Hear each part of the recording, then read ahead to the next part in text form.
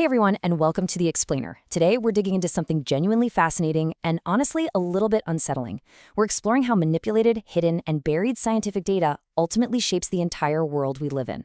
You know, we usually think of science as this purely objective, fully visible pursuit of truth, right? But the reality is, there is a massive, unseen foundation of suppressed information that quietly drives our reality. Okay, let's dive into this. Here is our roadmap for today. First, the secrets of science. Then, inside the MKUltra program. Next, the future of brain tech. After that, the file drawer problem. And finally, why transparency matters now. We are going to bridge a really massive gap today, going from the extreme clandestine mind control experiments of the CIA during the Cold War, all the way to the passive, everyday biases that are hidden within modern academic publishing. Section 1. The secrets of science. Let's look at what happens when science goes dark. I really want you to think about this question for a second. What actually happens when scientific discovery stays secret? We base our entire understanding of human behavior, of medicine, of psychology on what gets published and shared. But what if the data you are allowed to see is just a tiny fraction of what has actually been tested? It's literally like a giant iceberg. On the surface, sticking out of the water, we have published, peer-reviewed, easily accessible data. But beneath the surface, there's this massive base of unseen forces, whether it's an intelligence agency actively hiding its methods, or just an everyday researcher tossing their failed results into the trash. This huge hidden chunk of scientific endeavor is constantly pulling the strings of our perceived reality. Section 2, inside the MKUltra program. To really understand the extreme end of hidden science, we have to look back at one of the most infamous clandestine operations in history. Now, what's really interesting here is this tangible, declassified proof. This is a literal proposal for the MKUltra program, which was a covert operation launched back in 1953 by Director of Central Intelligence Allen W. Dulles. Motivated by fears of Cold War brainwashing, the CIA set out to develop their very own mind control techniques, and they relied on absolute extreme secrecy to do it. An internal CIA memo described the project's aims exactly like this: research and development of techniques for the employment of electroshock capable of producing human behavioral or physiological change. The agency was desperately seeking a truth serum for interrogations, and according to the source documents, they realized pretty quickly that they couldn't just use volunteer populations for this kind of thing. So they utilized unwitting human guinea pigs, including a group of 142 criminal sexual psychopaths confined at a state hospital.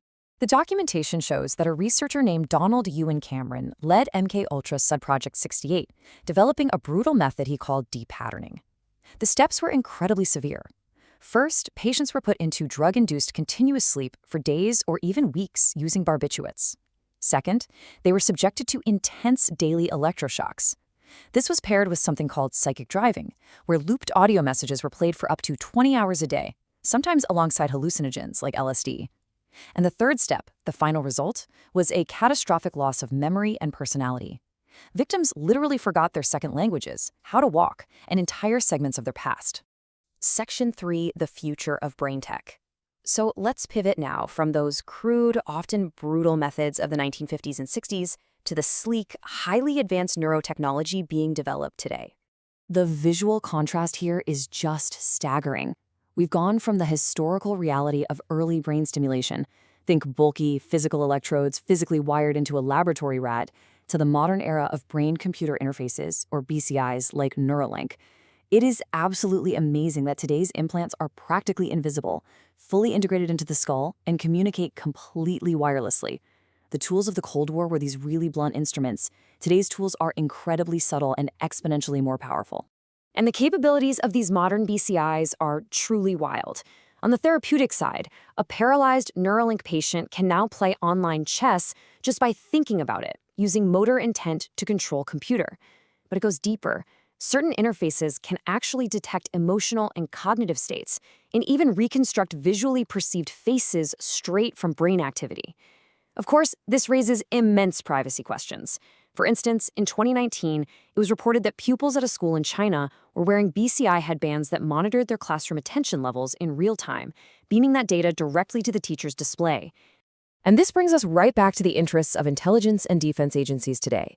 In 2011, DARPA, a research body of the U.S. Department of Defense, subcontracted a project with this specific goal: to generate the knowledge to effectively understand, model, and disrupt narratives on a neurological level.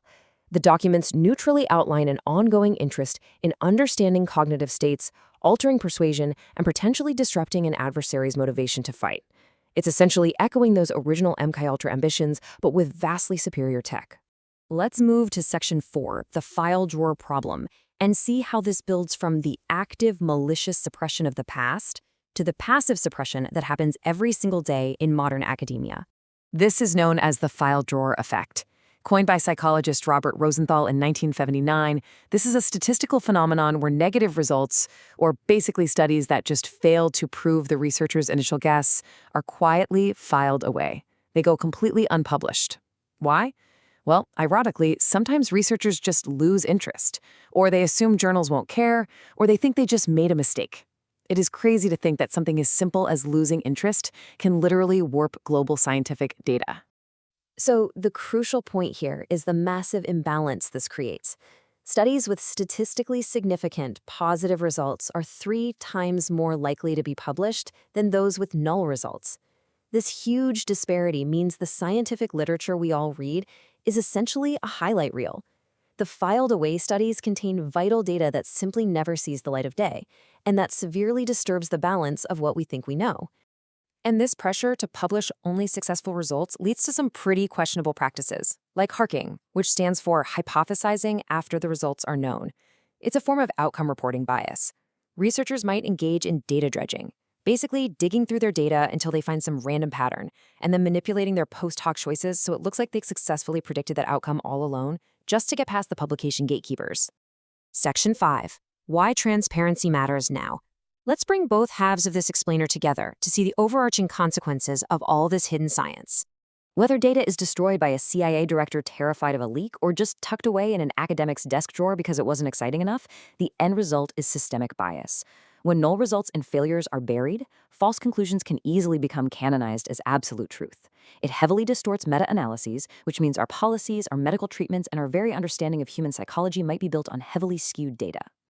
Fortunately, there are modern remedies fighting back against this. Organizations like the Center for Open Science are advocating for things like pre-registering methods. This forces researchers to declare exactly what they are going to do before they collect a single data point, so they can't go changing the story later. Other strategies include utilizing P-curve analysis, which is a statistical tool used to detect if data was cherry-picked and intentionally disfavoring small, non-randomized studies that are super susceptible to error. And we need this transparency now more than ever. A recent paper from a researcher at the Harvard Kennedy School, Lucas J. Meyer, cites a stark warning from the U.S. administration. The post-Cold War era is definitively over. He points out that a resurgence of geopolitical bloc confrontation mixed directly with these incredibly powerful new neurotechnologies creates a highly dangerous landscape for hidden manipulation. We can't just rely on technological limitations to stop mental manipulation anymore. Which leaves us with this final, provocative thought. If intelligence agencies actively destroyed their failures to hide their tracks, and everyday researchers passively hide their null results just to survive in academia, how much of the reality you perceive every single day is skewed by the data you never see? It's a question that completely changes how you look at the information around you. Thank you so much for joining me on this explainer, and keep questioning that iceberg beneath the surface.